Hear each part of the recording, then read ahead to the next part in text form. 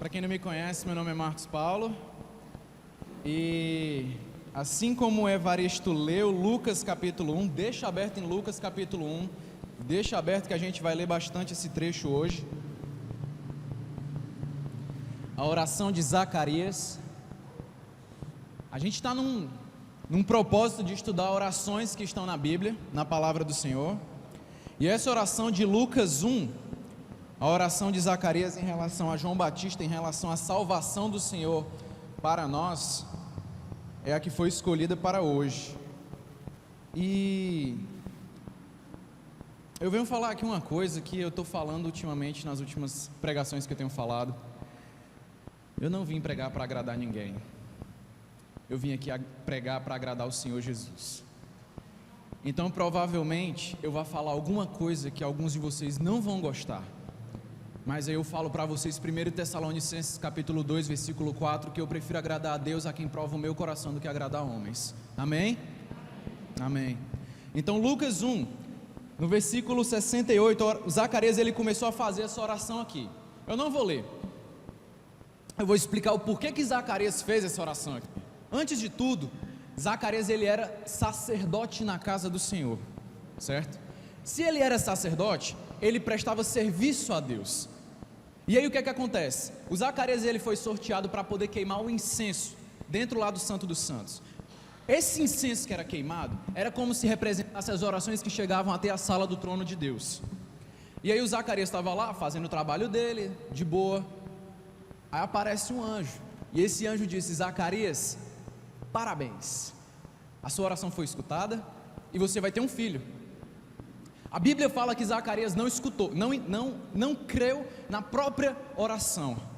E aí ele perguntou: como é que eu vou saber que isso é verdade, meu chapa? Aí o anjo disse assim: como é que é, velho? Eu sou Gabriel e agora tu vai ficar mudo porque tu não creu.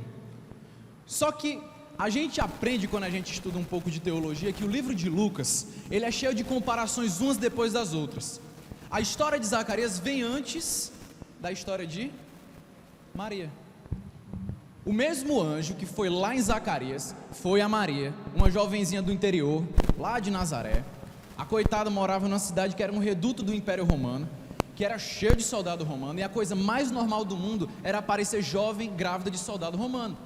E aí ela chega, ela provavelmente tinha seus 13 a 14 anos de idade, fazia entre a 4ª e 7ª série talvez.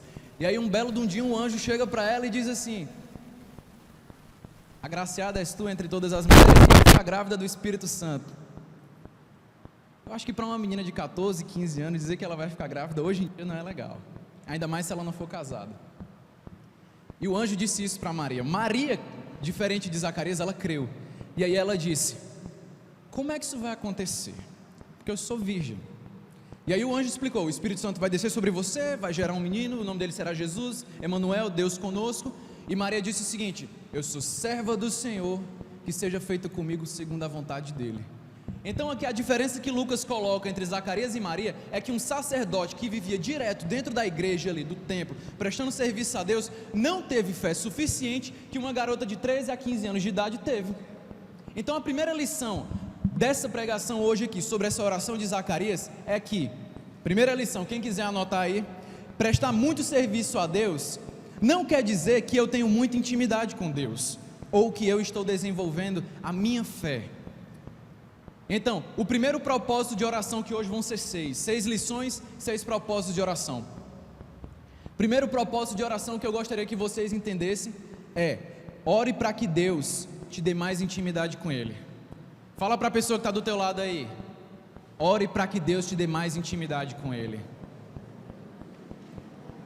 Isso pode doer um pouco, mas Deus pode estar muito triste com você pelo fato de você considerar mais importante o serviço a Ele do que Ele mesmo. O nosso Deus é um Deus relacional. Hoje eu estou aqui em cima pregando, mas sabe o que é melhor do que eu estar estudando essa pregação aqui todo dia? É eu estar com o Deus de quem eu estou falando aqui para vocês. Isso vai me dar muito mais autoridade para explicar para vocês o que é que Deus quer da nossa vida.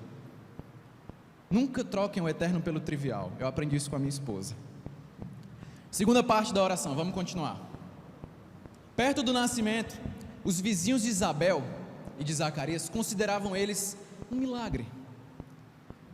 Como é que um senhor de idade já, um cara sem condição de fazer nada, uma senhorita que também já passava da idade, já tinha tido a menopausa, está tendo filho? Isso é um milagre. E essa é a segunda lição aqui, no versículo 57, ao se completar o tempo que Isabel dá à luz, ela teve um filho, os seus vizinhos e parentes ouviram falar da grande misericórdia que o Senhor lhes havia demonstrado e se alegraram com ela. Todo milagre na Bíblia tem motivo, razão e conclusão. Nenhum milagre que Cristo fez foi para dizer, olha como eu sou lindo, não. Todo milagre que Jesus fazia, que apareceu no Velho Testamento, que foi em Atos ou qualquer um outro, foi para a honra e glória do Senhor Jesus, foi para a honra e glória de Deus, para a honra e glória do Espírito Santo. Não foi simplesmente, vamos fazer aqui um milagre. Não foi isso. Então o milagre de Isabel e de Zacarias aqui tinha um propósito muito grande, que era mostrar que para Deus tudo é possível. A infértil agora estava grávida. E a lição número 2 que eu queria passar para todos nós aqui é: Deus, Ele quer te fazer um milagre, não simplesmente te dar um milagre. Eu acho que isso é uma das frases que eu mais estou repetindo nas últimas semanas. Deus, Ele quer te fazer um milagre, não simplesmente te dar um milagre. Um tempo atrás eu deixei de pedir para Deus, me dá milagres. E eu disse, Senhor, eu não quero mais ter milagre não, eu quero viver o milagre. Eu quero viver o milagre. Porque eu estou cansado de chegar na igreja, ou então no grupo pequeno, ou então seja lá qual for o lugar, e ficar só explicando os milagres da Bíblia. Eu quero explicar, Deus, os milagres que Tu faz para mim, Senhor, eu quero viver eles. Rapaz, depois que eu comecei a pedir isso a Deus, um monte de coisa começaram a acontecer na minha vida, até risco de morte aconteceu na minha vida. Mas depois que isso tudo aconteceu, eu pude ver, Deus, como Tu é grande, como o Senhor é grande, como o Teu poder Ele é maravilhoso na minha vida.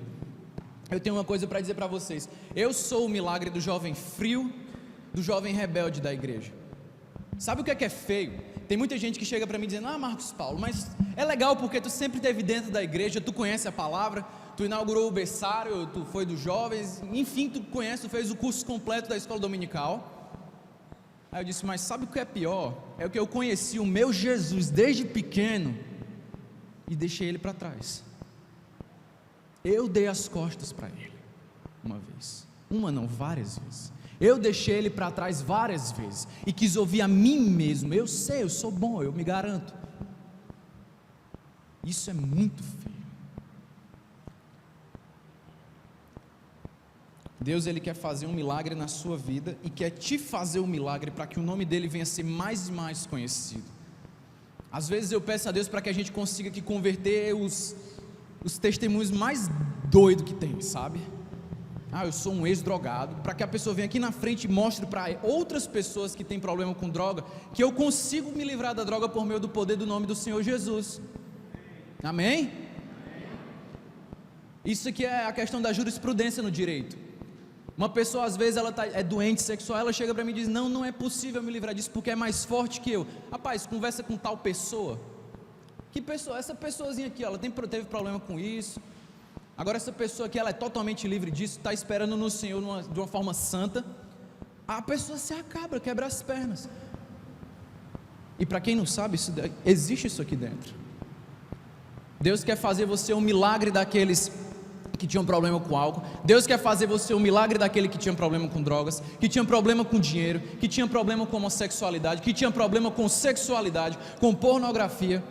Eu vou dizer aqui uma coisa para vocês, eu não tenho medo de dizer isso aqui não, porque o Senhor Jesus me livrou. Dos 15 aos 20 anos eu apanhava da pornografia, negado. Hoje eu sou um que dá na cara dela, e ajudo outros a dar na cara dela também. Eu não tenho medo de dizer isso aqui não, porque o milagre do poder de Deus é muito maior, quando a gente mostra quão nós somos pequenos, e que até aqui o Senhor nos ajudou, é Ebenezer. Essa é a maior prova de humildade do cristão, mostrar o quanto o Senhor nos guiou. Deus quer te fazer um milagre, para que muitos outros creiam no poder do Senhor. O segundo propósito de oração aqui é: ore para que Deus te faça um milagre missionário. Fala para a pessoa que está do teu lado aí, seja um milagre missionário. Seja um milagre missionário. Fala só para uma, fala para outro também que está do lado. Seja um milagre missionário. Às vezes a pessoa tem que escutar isso para poder fazer realmente o que precisa fazer. Vamos partir para a terceira parte aqui. Vamos entrar na oração agora. A gente hoje cantou o Magnificat. O Magnificat é a oração de Maria. É onde Maria declara que o nosso Senhor é o próprio Salvador dela e que ela não salva ninguém. Minha alma engrandece ao Senhor, o meu espírito se alegra em Deus, o meu Salvador. Ela disse que Deus é o próprio Salvador dela. Acho que ela já confessou bastante que a gente queria ouvir. Mas essa oração de Zacarias aqui, ela também recebe um nome, o Benedictus. O Benedictus é a oração de Zacarias que ele fez quando João Batista nasceu. E ele foi entoado por uma boca que duvidou do Senhor. Versículo 64. E imediatamente a sua boca se abriu, a sua língua se soltou, e ele começou a falar, louvando a Deus. Lição número 3. Use a sua boca para louvar o nome do Senhor e para abençoar todos os outros. Use a sua boca para louvar o nome do Senhor e para abençoar todos os outros. Não é positivismo, é realismo. Não é só falar de coisas positivas, é realmente dizer: Deus esteja contigo, é desejar uma coisa boa. Eu tenho um exemplo aqui. Acho que um tempo atrás, numa roda de amigos, a gente acabou. Tinha uma conhecida nossa que a gente conhecia ela por falar sozinha. Ela falava realmente sozinha. A gente estava conversando aqui, aí lá vinha ela e ela ficava. É doida, né? Dizia é doida. Fica falando sozinha aí. E eu fui um dos que ficava dizendo: meu filho, para de ficar falando sozinho, isso faz mal.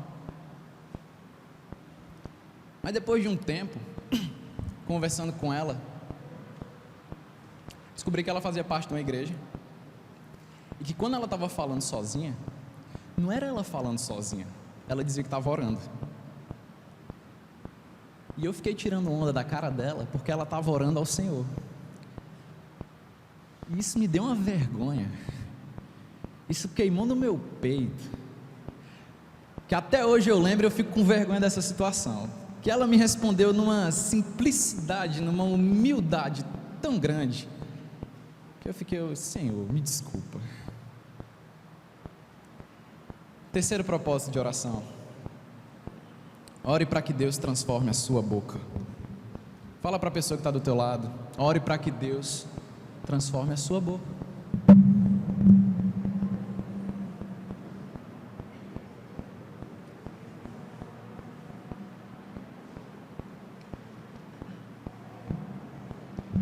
Em Tiago 4, Tiago, que provavelmente aqui é o irmão de Jesus, ele diz que a língua é como se fosse o leme do corpo, e que com a língua a gente bendiz o Senhor e amaldiçoa aquele que é feito à imagem do Senhor. De uma boca procede bênção e da boca procede maldição também, e não pode ser assim entre vós, irmãos. Então, que a nossa língua ela possa ser lavada por meio do Espírito Santo do Senhor, porque aquele que é capaz de dominar a língua é um homem sábio. Nós queremos ser sábios, amém? A parte 2 aqui, a parte 4, mas a segunda parte do Benedictus aqui, quando a gente entra nele, é que essa oração ela é dividida em 3 partes. A oração do Benedictus ela é dividida em 3, pelo menos eu dividi ela em 3 partes. E a primeira parte dela é que a boca que louvou ao Senhor, o louvou pela sua salvação. Amém? Zacarias era sacerdote, e logo após que a boca dele foi destravada, a primeira coisa que ele fez foi: vamos louvar o Senhor aqui. Quando ele louva a Deus pela sua salvação, ele mostra o quanto que o Senhor é grande, e mostra o quanto que o Senhor o ama. Quando a gente olha para o Salmo 51, lá quando Davi peca com Batseba, em nenhum momento Davi ele está falando assim: Senhor, eu pequei porque aquela mulher era linda demais, eu pequei, Senhor, porque aquela mulher ela estava nua tomando banho, não, em nenhum momento Davi está falando isso. Pelo contrário, Davi ele cita o seguinte: Senhor, torna-me da alegria da tua salvação, porque eu perdi ela. E quando a gente perde a alegria da salvação da gente, aí tudo de ruim começa a acontecer, a gente começa a cavar para baixo que nem minhoca. A alegria da salvação do Senhor é uma das grandes provas de que Deus nos ama. E a quarta lição aqui dessa mensagem é que o Senhor nos ama. Não deixe que ninguém diga o contrário. O Senhor nos ama. Não deixe que ninguém lhe diga o contrário. Qual é a função do diabo? Roubar a sua fé, matar a sua coragem e te destruir. Essa é a função do diabo. Roubar a sua fé, matar a sua coragem e te destruir. Essa é a missão dele. O diabo, ele também tem uma outra grande função, que é falar uma grande mentira por meio de grandes verdades. Onde foi que isso aconteceu na Bíblia, Marcos Paulo? Lá na tentação de Jesus no deserto. Se lembra que o diabo usou 3 verdades bíblicas, e aí Jesus, ele pega essas 3 verdades bíblicas com um intuito errado e transforma em verdade. É isso que o diabo faz. Ele transforma grandes mentiras por meio de pequenas, ele usa grandes verdades para fazer uma grande mentira. Por exemplo, vamos usar isso aqui. Se eu dissesse para vocês que nesse período eleitoral aqui que a gente acabou de passar, talvez seja até bom escutar isso. 70 anos atrás, tinha um presidente. Ele pegou um país destruído economicamente e levantou o moral dos caras. Ele pegou um país que estava totalmente destruído por causa da guerra e fez o país se reestruturar. Ele acabou com toda a propaganda sexual que existia no país. Ele fez com que o país fosse autônomo e fez com que todo mundo que morasse naquele país ali tivesse muita vontade de continuar morando e de defender os próprios princípios deles. É um bom presidente?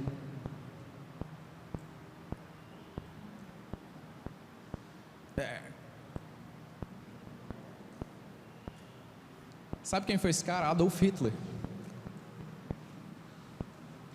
O maior culpado pelo maior genocídio judeu no século XX. Outra grande mentira por meio de pequenas verdades. Lutero, no leito de morte, quando ele estava lá prestes a morrer, Lutero, para quem não sabe, foi um dos grandes reformadores da reforma protestante. Ele estava no leito de morte e as pessoas que estavam com ele viram ele falando só.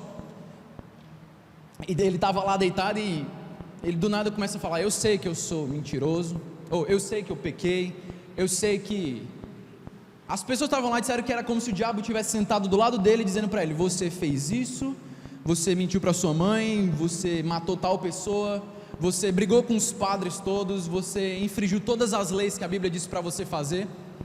E o diabo parece que passou uns 20 minutos lendo um monte de pecado de Lutero.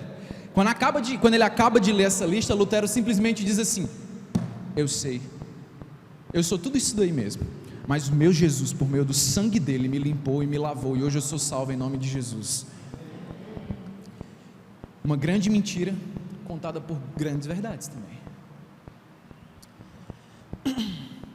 E aí, isso me faz lembrar, e para complementar esse ponto aqui, que é o quarto ponto, uma situação que eu vivi. Um tempo atrás eu estava lá nos Estados Unidos, e aí um senhor de idade, para quem conhece alguns americanos, sabe que principalmente os mais conservadores, eles têm a tendência de lhe fazer perguntas quando você está andando no meio do corredor.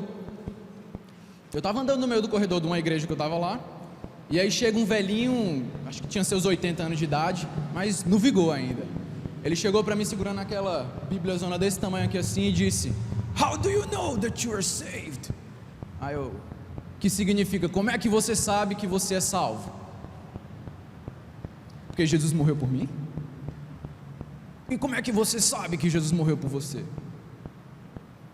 Porque ele estava na cruz. E como é que você sabe que ele estava na cruz? Ah, não sei.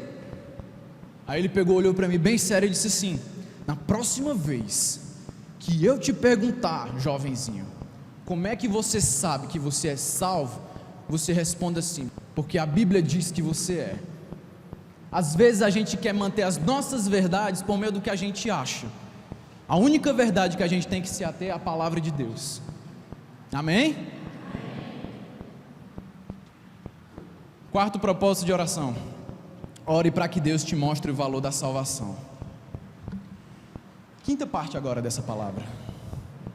No versículo 74, Zacarias, ele fala o seguinte: para resgatar-nos da mão dos nossos inimigos, para servirmos sem medo em santidade e justiça diante dele todos os nossos dias.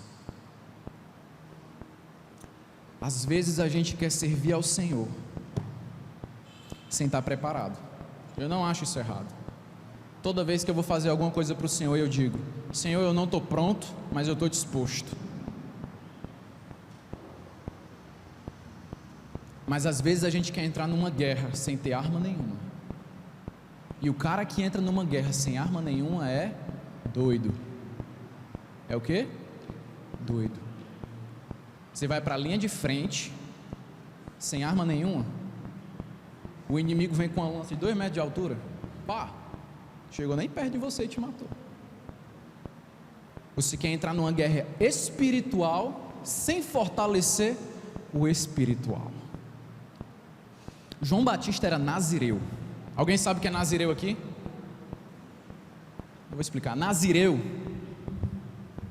era um voto que era feito dedicando aquela criança ao Senhor. Quem é que foi nazireu na Bíblia também, Marcos Paulo? Sansão. Outro nazireu, Samuel. Mais outro nazireu, João Batista. E o que é isso? Ele não podia cortar os pelos do corpo, não podia beber bebida fermentada. Ele era totalmente dedicado ao Senhor. Ou seja, João estava preparado espiritualmente também para a sua missão aqui na terra. Às vezes a gente não quer se preparar espiritualmente para a nossa missão na igreja. Nós somos parte de um corpo. E se o corpo ele não desempenha a função que ele tem que desempenhar, o que é que a gente faz com isso? Então assim, a santidade que nós temos que buscar no Senhor é uma atitude de busca nossa, mas é uma obra que quem faz é o Espírito do Senhor nas nossas vidas. Eu vou ali me santificar. Não, você não se santifica, você escolhe se santificar. Quando você está plantado no jardim de Deus, o máximo que você pode fazer é se manter plantado, porque quem dá o crescimento é o Senhor. E assim, agora, separando por miúdos agora, em questão de santidade, a gente observa aqui que Zacarias ele era sacerdote. Se ele era sacerdote, ele sabia a lei do Senhor todinha, de cabo a rabo. E se ele sabia a lei de cabo a rabo todinha, ele provavelmente foi a base teológica de João. E João Batista foi quem? Foi aquele que foi antes do Senhor, anunciando a palavra de Deus, fazendo o caminho reto para ele. Lição para os homens aqui: você é responsável pela busca de santidade na sua casa. Você é responsável pela busca de santidade na sua casa. Você é aquele que parou. Vai todo mundo ler a Bíblia e orar agora. Desliga. Não vou desligar. Vai desligar sim. Porque vamos todo mundo orar. Vamos fazer grupo pequeno agora. Mas só nós quatro. Só nós quatro. Mulheres, eu não seria o marido, eu não seria o homem que eu sou se não fosse a minha esposa. Já imaginou se eu tivesse casado com uma mulher chata? Que não me deixasse pregar? Que não me deixasse servir ao Senhor do jeito que eu quero servir? Já imaginou isso aí? Vocês jovens que não casaram ainda, ache uma pessoa que te complete espiritualmente, que te faça querer servir mais o Senhor, que te faça querer mostrar o melhor que você tem, que é Deus. Santidade na nossa vida, santidade na nossa família. Uma das coisas que eu já fui professor da escola dominical de novos convertidos, e uma das coisas que eu mais percebo é que a maioria dos novos convertidos que chegam lá, eles não são novos convertidos, são novos convencidos. Eles são convencidos de que o Senhor Jesus é o Senhor da vida deles, mas muitas vezes eles não agem como se Jesus fosse o Senhor da vida deles. A maioria chega lá sem nem ler a Bíblia. Quantas vezes tu lê a Bíblia? Uma vez ou outra, quando as coisas apertam. Quantas vezes tu ora no dia? Não oro não, tá difícil. Então assim, quem quiser depois, é uma coisa fundamental. Eu tenho aqui um plano de leitura e plano de oração também. Eu uso isso aqui nos novos convertidos. Isso aqui é o beabá do cristão. Você não pode deixar de ter um plano de oração, um plano de leitura na sua vida não. Separe todo dia aqui uma pessoa que você quer orar, uma causa. Faça isso todo dia, porque a Bíblia ela não diz não cessei de ler, não, ela diz não pare de orar. E a gente às vezes para de orar por brincadeira. E aí a gente diz: Senhor, por que isso tudo está acontecendo? Ai Deus, agora tu vem falar comigo. O nosso Deus é um Deus relacional. não é só garçom. Última parte agora dessa palavra. Opa, desculpa, eu não dei o quinto propósito de oração, né? Quinto propósito de oração: ore para que Deus te faça um instrumento eficaz. Ore para que Deus te faça um instrumento eficaz. Quinta parte dessa palavra começa no versículo 76. E você, menino, será chamado profeta do Altíssimo, pois irá diante do Senhor para lhe preparar o caminho, para dar ao seu povo conhecimento da salvação mediante o perdão dos seus pecados, por causa das ternas misericórdias de nosso Deus, pelas quais do alto nos visitará o sol nascente para brilhar sobre aqueles que estão vivendo nas trevas e na sombra da morte, e guiar os nossos pés no caminho de paz. Estava falando semana passada aqui para jovens que 60% dos jovens que entram na universidade abandonam a igreja. Primeira razão, por conta da insatisfação de estarem na igreja, e segundo, por suas aventuras sexuais. É tenso, não é não? 60% dos jovens brasileiros deixam a igreja. Nos Estados Unidos chega a ser pior. 85% dos jovens deixam a igreja depois que entram na universidade. Outra coisa também que eu falei semana passada foi que a última coisa que a gente vai falar antes da gente morrer, talvez seja a coisa mais importante da nossa vida. Dei um exemplo bem infantil, mas quando o Wolverine matou a Jean no X-Men, no último X-Men, ele disse: eu te amo. O Darth Vader no Guerra nas Estrelas, quando ele estava para morrer, ele falou para o seu Luke: eu te amo. A Hazel Grace na Culpa é das Estrelas, aquele livro e filme que o boyzinho tem câncer lá, antes dele morrer, ela disse: eu te amo. Jesus, antes de subir para o céu, ele disse: vá pelo mundo todo e diga para o mundo todo que eu os amo. É a última coisa que Jesus falou. Ele não disse: não ande, não pise na direita nem na esquerda, não faça isso. Não, ele disse: vai pelo mundo todo e prega. Tem tanta gente indo para o inferno porque a gente fica calado, com medo de falar. É o id, vai. Só que às vezes a gente, que eu vejo que isso é uma das maiores estratégias de Satanás, é fazer com que a gente fique preocupado em saber mais que o outro teologicamente e discordar. E quando a gente fica só discordando do outro teologicamente, a gente perde a simplicidade do Evangelho. O Evangelho é uma coisa pura e simples, que é viver em Jesus da forma que Ele pediu para a gente viver, em amor, e falar para todo mundo da salvação dEle.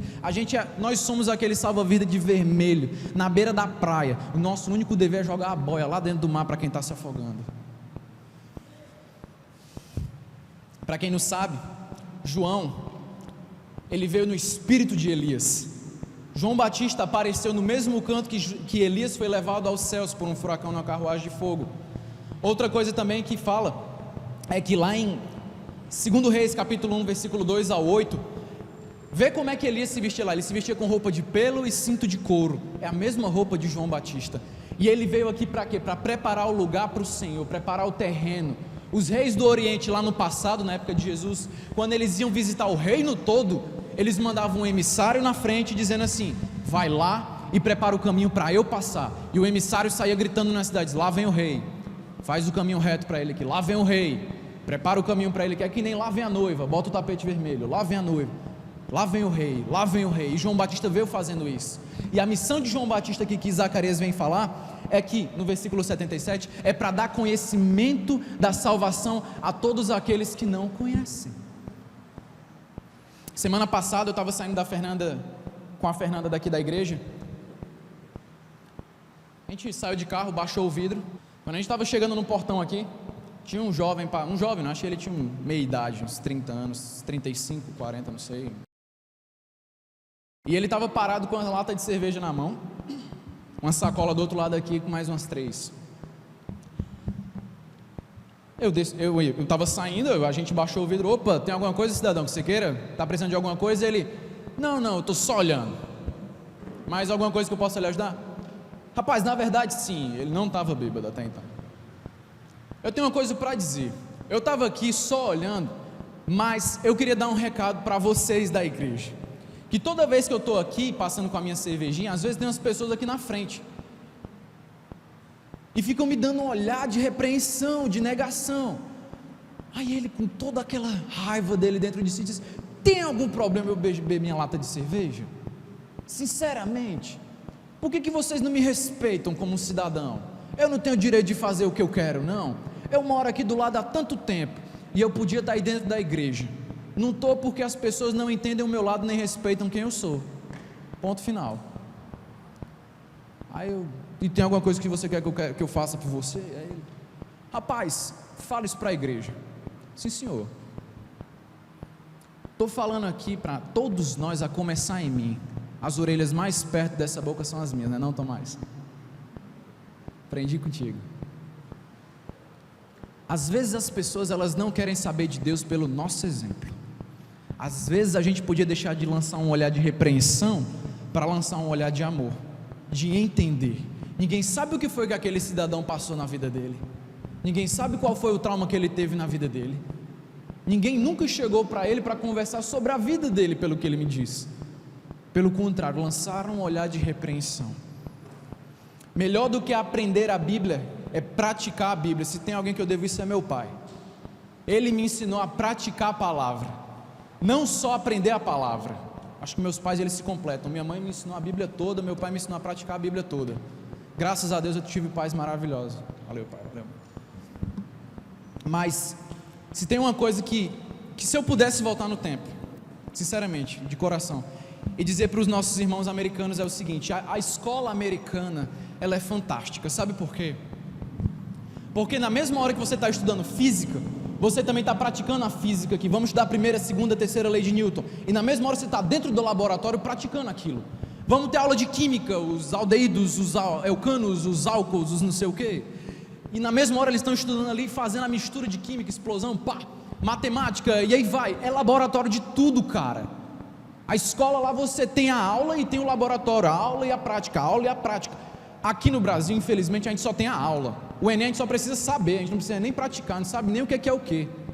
Ah, vai fazer a física, eu não sei.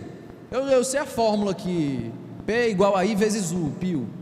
Mas se eu pudesse voltar no tempo, eu não colocaria escola da Bíblia, eu colocaria laboratório da Bíblia.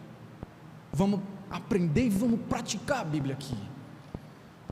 Porque no Brasil, infelizmente, uma das coisas que a gente mais deixa de fazer é praticar.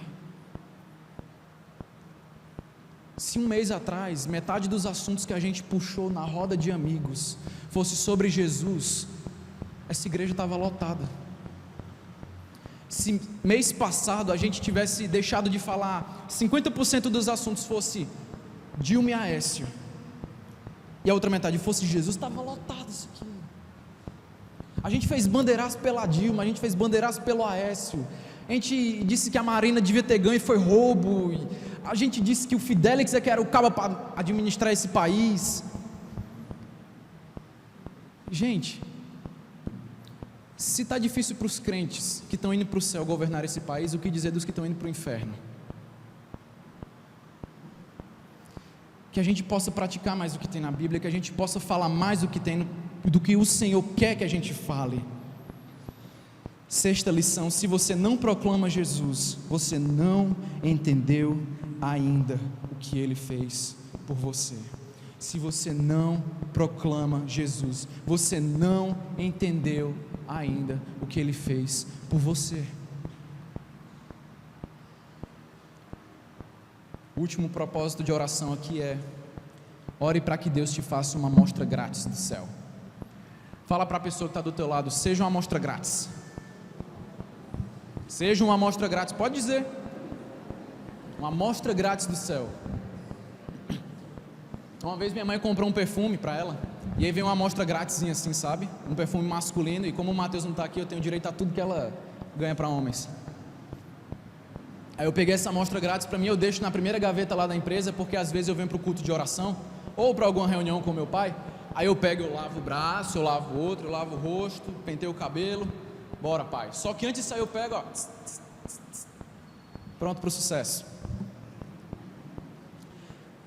Eu gostei tanto desse perfume que ela me deu, mas eu só gostei porque ela pegou a amostra grátis e me deu. Depois que acabou essa amostra grátis, disse: mãe, faz-me cheiroso mais uma vez. Ela pegou, comprou o perfume para mim como mas eu só quis aquele perfume porque ela me deu uma amostra grátis. O que falta muitas vezes para alguém se converter na nossa família, ou para o nosso marido, para a nossa mulher se converter, para o nosso filho, para a nossa sogra, para o nosso sogro, para o nosso irmão, é a gente ser uma amostra grátis do céu, é voltar para aquela velha frasezinha, o que Jesus faria? Seja uma amostra grátis do céu e faça as pessoas do mundo desejarem Jesus como nunca desejaram antes, e seja você também um exemplo para os irmãos, de encorajamento, de força. Eu tenho uma última pesquisa para mostrar aqui para vocês, que eu estou fazendo calado aqui na igreja, mas eu faço, e eu vou dizer isso aqui, porque no dia que eu chegar no juízo final, Deus vai me cobrar. Vocês sabiam que no culto de oração, toda quarta-feira, 85% das pessoas que vêm no culto de oração, vêm depois do trabalho, de ônibus? De ônibus. 15% vem de carro. Só tem guerreiro no culto de oração, porque os guerreiros vêm depois do trabalho e vêm de ônibus, para voltar para casa depois de ônibus, nessa fortaleza escura, mas o Senhor é com eles. Amém? Amém. Não deixe que as bênçãos que o Senhor te deu te afastem dele. Essa é a oração de Zacarias, o Benedictus. Eu gostaria muito que vocês, eu passei a semana orando por esses propósitos de oração. Orem por esses propósitos. Vejam as lições. Faça da vida de você individualmente um relacionamento com Deus, que vai acabar sendo para os outros, como foi para mim, quando eu vi aquela guria lá, uma loucura de às vezes ficar falando sozinho, mas é um relacionamento entre eu e Deus, não se meta. Ore, leia a palavra, faça um jejum, se fortaleça espiritualmente, tenha uma overdose de Cristo, desliga essa TV, joga a caras e a quem fora, vai ler a Bíblia, para um pouquinho o computador, para um pouquinho o Facebook. O Facebook, o Twitter e o Instagram só vão provar no final, no dia do julgamento, quanto tempo de oração a gente teve e a gente não aproveitou. Para um pouquinho de fazer isso, busca viver uma vida íntegra com o Senhor, de alegria, e vocês vão ver o que é felicidade de verdade. Eu gostaria de acabar essa palavra aqui com uma oração. Eu gostaria de convidar todos a abaixarem só suas cabeças, não precisa ficar de pé, desculpa. Baixa a tua cabeça agora, e diz para o Senhor também nesse momento aqui, o nome da pessoa que tu queria que estivesse aqui agora na igreja, que você quer um dia, que o Senhor traga ela para dentro da casa dEle, e tenha relacionamento com Ele. Oremos. Pai, nós te agradecemos pelo Teu amor, Deus, nós te agradecemos pelo Teu perdão, pela Tua graça, Senhor. Eu te agradeço pela Tua misericórdia na minha vida, pois quem sou eu? Eu sou um mísero pecador e estou aqui na frente, tentando passar alguma coisa, Pai, misericórdia de mim. Abençoa, Pai, a todos os irmãos que estão aqui. Eu te peço por todas essas pessoas que eles estão pedindo nesse momento, para que Tu venha estar trazendo, meu Pai, o Teu Espírito Santo sobre essa pessoa, para que eles venham estar Te conhecendo também, e entrando nessa viagem, Pai, que é ter um relacionamento íntimo com o Senhor. Nós não estamos aqui, meu Pai, simplesmente de passagem nesse mundo. Nós temos a missão de levar o conhecimento da Tua salvação a todos aqueles que não Te conhecem. Abençoa, meu Pai, a cada um de nós, nos leva de volta para casa, faz a Tua vontade, Deus, em nossas vidas, e não nos deixa parados, inertes, sem fazer nada, meu Pai, em Teu nome, em nome de Jesus. Amém e amém.